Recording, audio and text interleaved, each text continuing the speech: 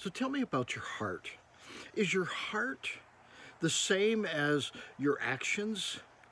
Is it congruent? In other words, is your behavior and lifestyle a real reflection of your heart, or was it something else?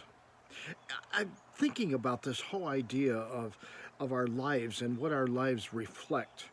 And sometimes our lives can reflect one thing that our heart is saying something different.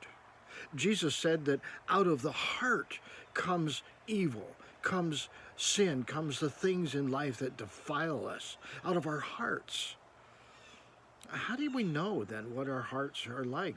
How do we even get there? How do we look at that? Well, sometimes I think one of the ways we can look at what's in our hearts is what comes out of our behavior.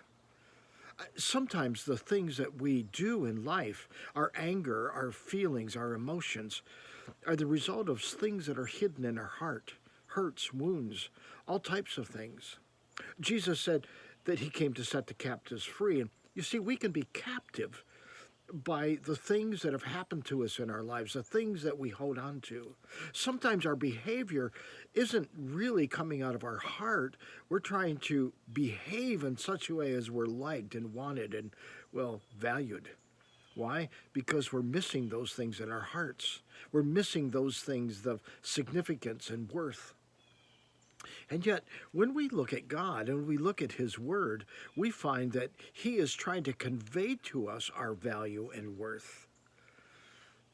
So here's the challenge for all of us, I think, that we need to look at ourselves and ask ourselves, so where's this behavior coming from? Is it coming out of a pure heart, or is it coming out of a wounded heart? Is it coming from life or death? Is my heart being lived out in my life?